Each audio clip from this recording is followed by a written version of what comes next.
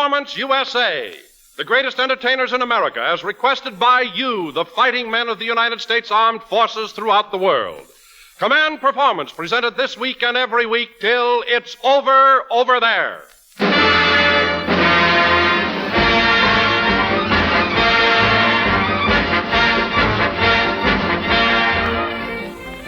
Calling the khaki and the navy blue, the merchant marine and the Coast Guard, too. And listen, Marines, that goes for you, for it's command performance time in the USA. So get on the beam there, mister, while the stars of radio, stage, and screen shortwave the answers to those thousands of swell letters you're shooting in. And now meet the commanding officer of command performance tonight. It's front and center for your master of ceremonies, Walter Pidgeon.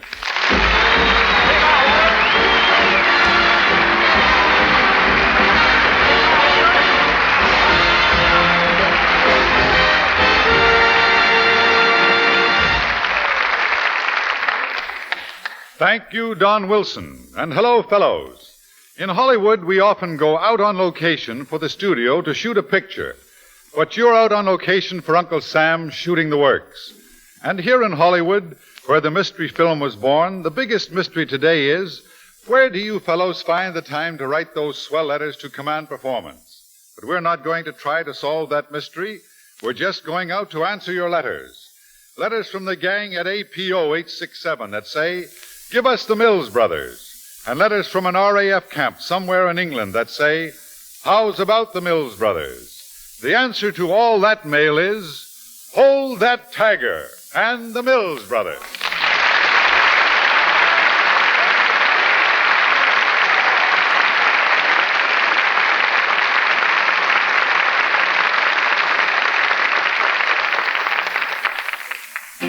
Hold the tiger, hold the tiger, hold the tiger, hold the tiger, hold the tiger, hold the tiger, hold the tiger. Where's the tiger? Where's the tiger? Here's the tiger. Where's the tiger? Here's the tiger. Where's the tiger? Here's the tiger.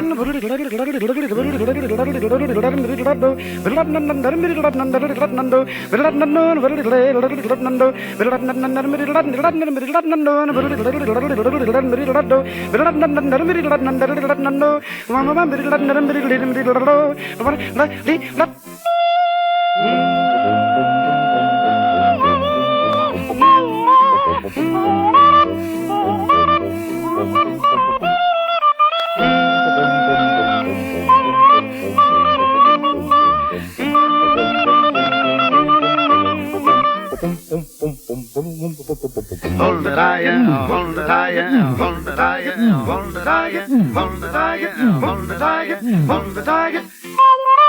Where's the tiger? Where's the tiger? Here's the tiger. Where's the tiger? Here's the tiger. Where's the tiger? Here's the tiger. No, no, no, no. Hold the tiger.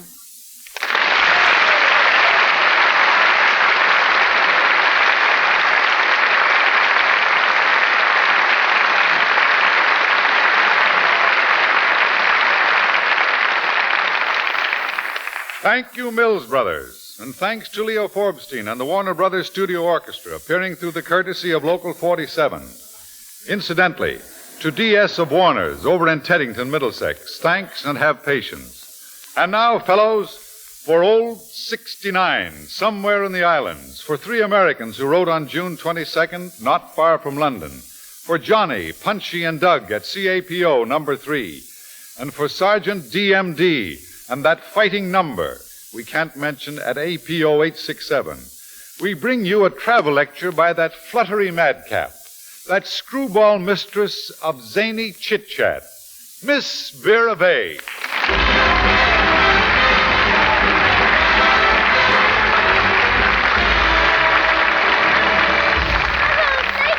Thank you so much for that charming introduction. Oh, my, what a handsome man. Remind me to take you home with me tonight, Mr. Sparrow. The name is Pidgeon. Pidgeon? Well, Sparrow Pidgeon. This is one case, brother, where I'd be glad to get the bird.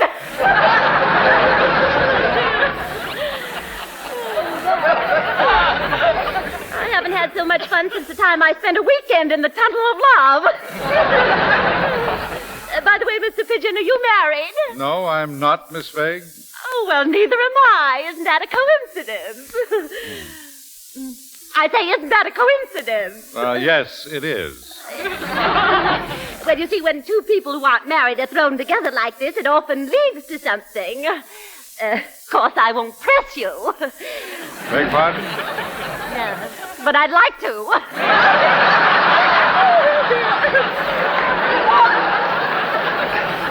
Mr. Pidgeon, would you like to go to the Hollywood Bowl with me this evening about 11:30? But at 11:30? Why, Miss Vague, at 11:30 there's nobody there. You got the point quickly. Well, we'll see about that later. Right now, don't you think it's time to get on with your lecture on travel? My lecture? Yeah. Oh, yes, that. My lecture. Well, tonight I thought I'd discuss the educational advantages of travel. Mm-hmm. It's a fascinating subject, don't you think so? Oh, yes. So wanderlusting. Just the word I would have used. Oh, it's a small world, isn't it? Now, let's plunge right into our subject here, shall we? You know, Mr. Pidgeon, I'm quite a traveler myself. A few years ago, I took a boat trip to England. Lovely trip and a perfectly wonderful boat. Mm-hmm. Did you travel first class or tourist? Oh, first class, of course. On the day we sailed, the captain came up to me and said, Miss Vague, you can have the free run of the boat with one restriction. We'd rather you didn't mingle with the cattle. A very excellent precaution, I think. Yes, I thought so, too. But to continue with my lecture, you know, I spent a good many months in England, and it's a very interesting and cultural spot. Now, as we all know, England is an island. Really? That is, it's full of inhabitants. That is quite a number of people live there. But where am I?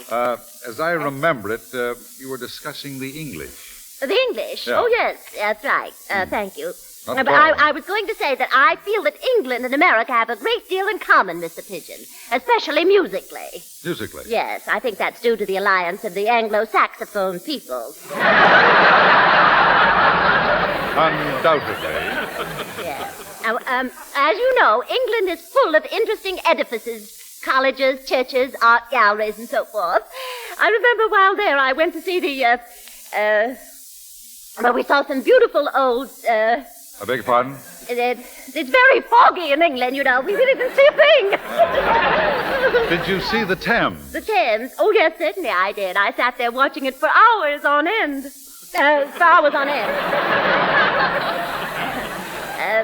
You've been over there, haven't you, Mr. Pidgeon? Oh, yes, I have many friends in England. In fact, I got a letter from there this morning. Oh, you did? Mm-hmm. Well, what did it say? Why? What do you want to know for? What do I want to know for? You're the most inquisitive person. I'm inquisitive. No, Miss Vague. This letter was from a young lady in England. She wrote for financial advice. It seems she just lost 2,000 pounds. Oh, my goodness, she was heavy, wasn't she? I see what you mean, yes. Miss Vague, you don't seem to know very much about England. Suppose you just skip the subject and tell us something about some other country you visited, if you don't mind my suggestion. Oh, certainly not. I value your suggestions. No one in the world could have a higher opinion of you than I do, Mr. Pidgeon. Why, thank you. I don't think you're so hot.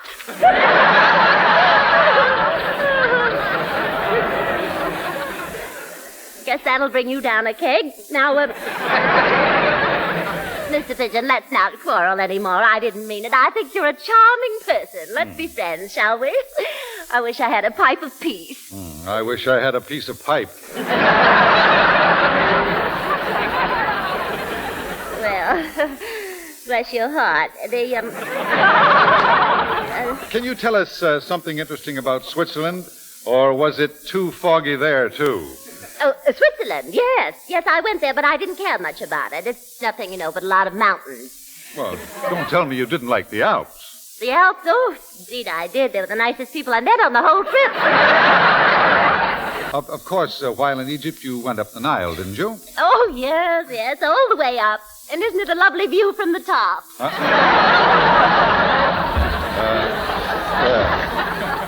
Miss Vague, I went to Egypt myself a few years ago and visited the pyramids. Oh, that's so. Yes, they were literally covered with hieroglyphics.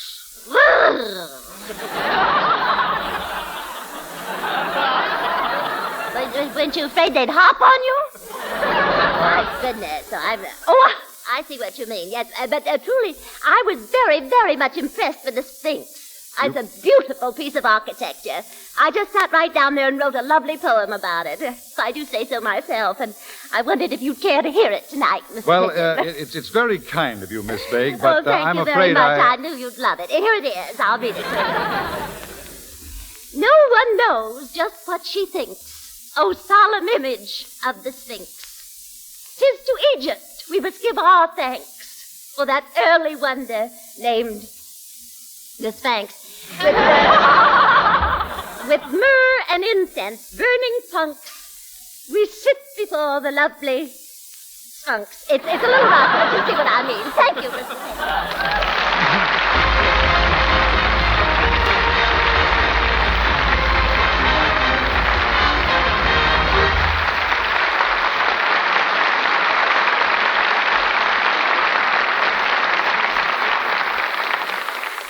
Thank you, Vera Begg.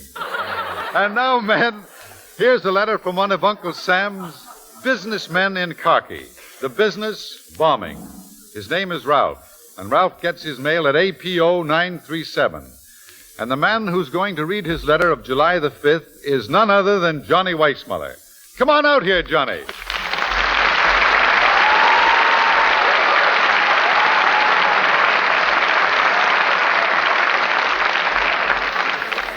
Thanks, Walter Pidgeon. And may I see the letter? Here it is, Johnny. Thanks. Let's see. Dear Command Performance, my buddies and I get a tremendous kick out of our big show. But for a long time, I've been anxious to hear one special voice, the famous jungle call of Tarzan. Hey, that's me. So, if you will do me this one favor, I will appreciate it very much. Signed, Ralph. Well, I'll be... Well, Tarzan, what are you going to do about it? Do? Listen, brother. Just let me back off so I won't blast the mic. Tarzan's going to call his buddy, a bombardier with Uncle Sam.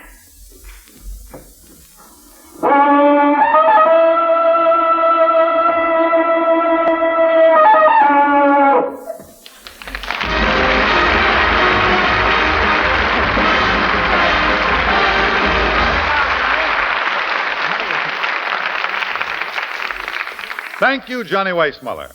And now for a former Portland woman living in Southampton whose 6'7" son is somewhere in the Middle East, for a certain Army shoemaker at St. John's, for Private Ray and the Bunker Buds in Hawaii, for the Army nurses and Private ALG at APO922, and for all of you who have put in orders for another helping of America's great singing sensation. Command Performance gives you a tune you all know, and the Merrimacs. On your old gray bonnet with the blue ribbons on it, and we'll hitch old Dobbin to the shed. Through the fields of clover we will ride to Dover on our golden wedding day. Put on your old gray bonnet with the blue ribbons on it, and we'll hitch old Dobbin to the shed. Through the fields of clover we will ride to Dover on our golden wedding day.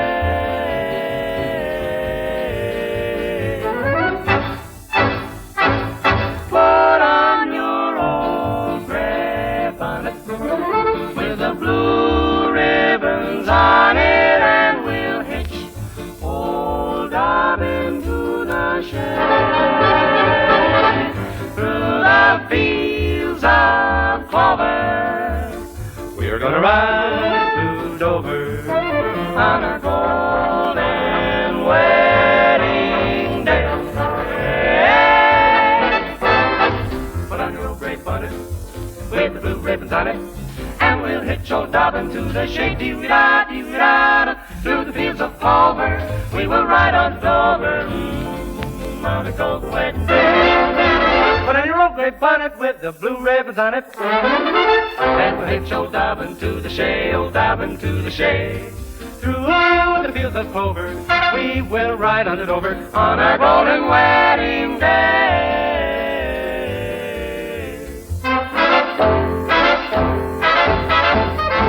the fields of clover, we will ride to Dover on our golden wedding day.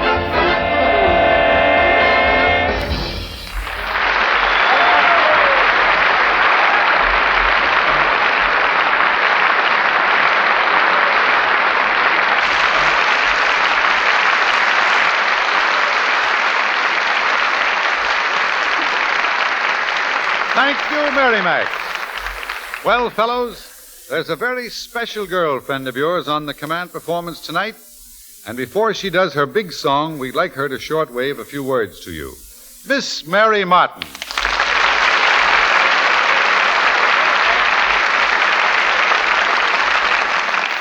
Thank you, Walter Pidgeon. And hello, fellas. Greetings to Corporal MEH at 8PO955. And man, don't get off the beat this time. Hello, Provencher.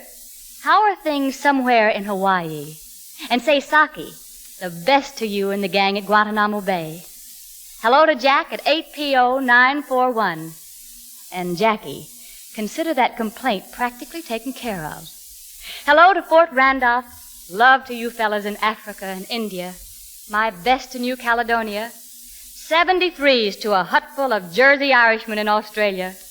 And to all of you, thanks for those wonderful letters. And here's a little number for you, Ta-ra-ra boom-de-ay with the Max Tear chorus. A sweet tuxedo girl you see, queen of all society, fond of fun as fun can be when it's on the strict QT.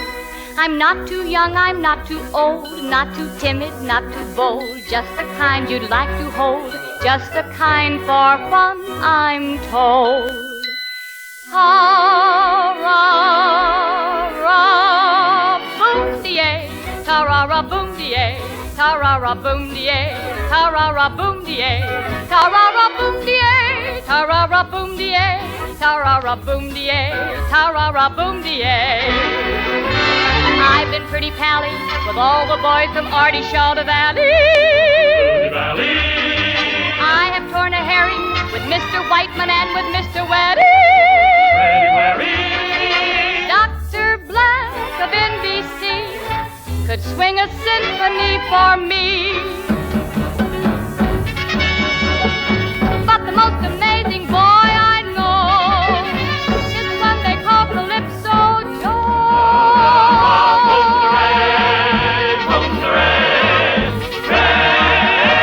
A blushing butterby no sense. Papa said it's big expense. Women say I have no sense. Gentlemen say I'm immense. With this song I do conclude, one is strictly understood. Fond of fun, I'm not rude, though not bad, not too good.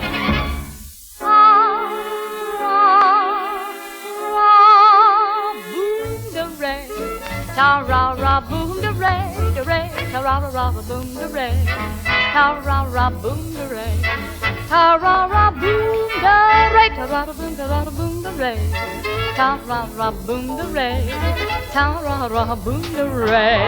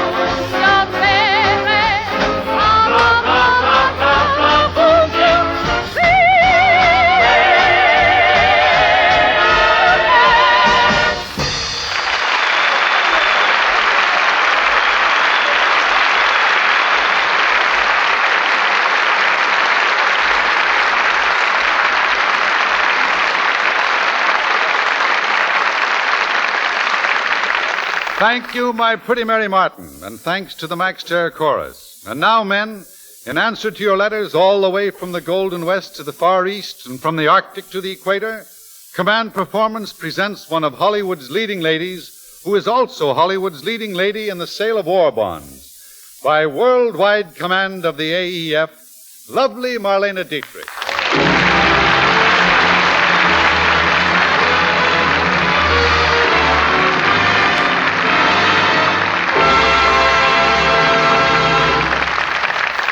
Yes, sir, fellows. In the worldwide spotlight of Command Performance, it's lovely Marlene Dietrich. Marlene Dietrich and Walter Pidgeon in an intimate drama of love and life in a Hollywood drive-in. The scene, any one of Hollywood's streamlined drive-in restaurants. The characters, a beautiful waitress and a guy in a car. The waitress, Marlene Dietrich. The guy, Walter Pidgeon.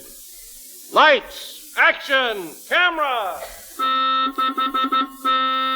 Hey, sister, how about a little service? Good evening, sir. Will you step inside or eat in the car? Oh, I'll eat in the... Hey, where did you come from? I beg your pardon? You're out of this world. You're beautiful. Gorgeous. Say, I can get you in pictures. How interesting. Have you tried our applesauce? Now, look, I'm a busy girl. Are you going inside or are you going to eat in the car? I'll eat in the car. Breadcrumbs are good for the upholstery. Okay, mister. One order of breadcrumbs for the upholstery. Anything else? Yeah. How about a date tonight? No soap. We'd be sensational together. What makes you think so? With your sugar and my tires, how can we miss? Now, look, this is a restaurant, not a casting office. What do you want to eat? What do you suggest? I suggest roast beef and gravy. But from the looks of your tie, I see you've already had some. Pretty wise, aren't you? Remind me not to leave you a tip. You don't look like the kind of a guy who has to be reminded. Look, lady, I didn't come here to be insulted. No? No. If I wanted to be insulted, I could have stayed home and read my fan mail. Very funny, very funny. Now, what are you going to have? Let's see. I'll have number 3, the tenderloin all Salisbury Ox Champagnons. The tenderloin à la Salisbury aux champignons? Yeah. Okay. 1 hamburger. Hang a rose on it. Say, you're kind of cute. Seriously, gorgeous. Haven't you ever thought of going into the movies? Yes. As a matter of fact, I'm going tomorrow night. No, that's not what I mean. Hasn't anyone ever told you that you have Anne Sheridan's eyes? Madeline Carroll's hair, Hedy Lamar's figure, Dietrich's legs. And what'll you have for dessert? With all that staring me in the face, sister, who wants dessert? Sorry, Mr. Wolf. Red Riding Hood isn't interested. You've got me all wrong, baby. I'm with Epic Pictures. I'm a talent scout. What a coincidence. My brother's a Boy Scout. Then do your good deed and tell me your name. Marie? I'm Steve Merrick. Bet you thought I was going to tell you I was Darryl Zanuck, huh? Oh, no. That's Darryl Zanuck over there in that broken-down jalopy. You don't say. Well, maybe I don't, but he does. And that fella eating pickles in the Chevy. He told me he's Sam Goldwyn. Oh. Who are those 2 guys in the bicycle? The Warner Brothers? Now, look, baby. I'm serious. I can guarantee you a part in pictures. Not interested. Then what did you come to Hollywood for? To be a waitress. What? I came here to be a waitress, not a movie star. I can die now. I've seen everything. There's nothing wrong with being a waitress. People think waitresses just chew gum and sigh over Walter Pidgeon in the movies. They are not all like that. No, not all of them chew gum.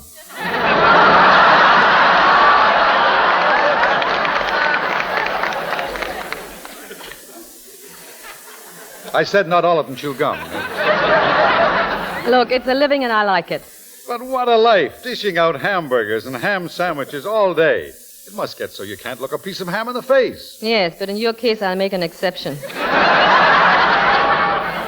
Lady, do you realize what I'm offering you? A picture job, the greatest career in the world. If it's so great, how come you're not in pictures? Well, as a matter of fact, I used to be, sort of. I was a photographer's model when I was a baby.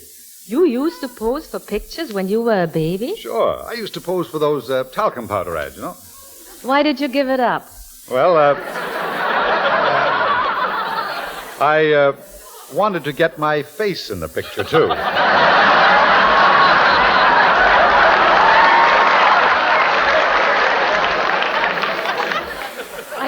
imagine why.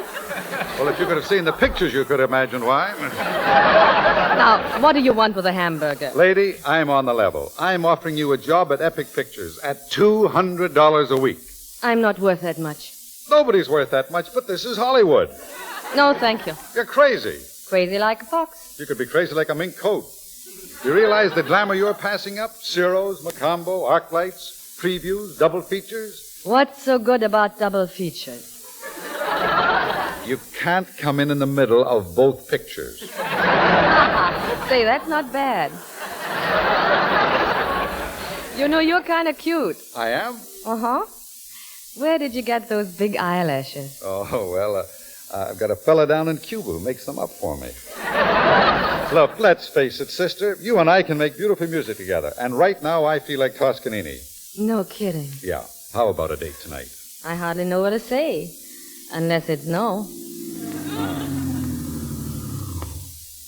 Oh, Miss Van Aster, studio wants to get some more publicity pictures. Move away from that tall jerk and hold the tray up a little higher. Okay, Charlie. Hey, what about my hamburger? Out of my way, buddy. That's Marie Van Nester. Marie Van Nester, the movie star? Holy smokes. That's right, Mr. Talent Scout. I'm just getting some experience for my new picture, Drive-In. And I'm getting some experience, too. Do you have a doghouse handy? No, but here's your hamburger. And as long as you and I are going to have a date tonight, do you mind if I join you? Not at all. Hey, Joey! Another hamburger. I don't know how we're going to get along, Miss Van Ester. You see, my hamburger has an onion on it. I'll fix that. Hey, Joe! Hang a rose on it! A big one!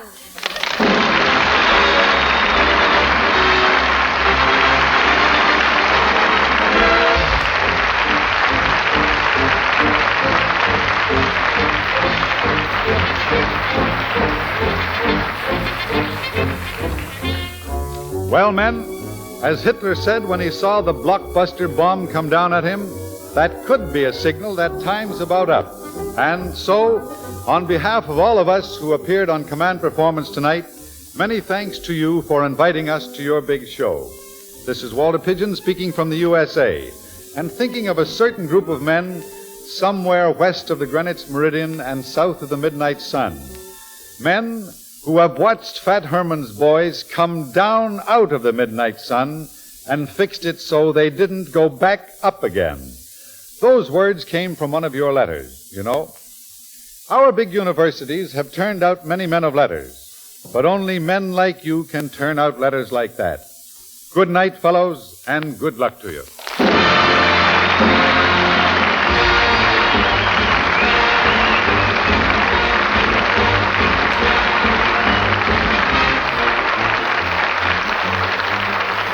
That's it, men. But keep pitching those letters in the Command Performance in care of this station. And all you star players will come up to bat for you again next week and every week. Phil, it's over there. This is Don Wilson saying so long from a very good friend of yours, Uncle Sam.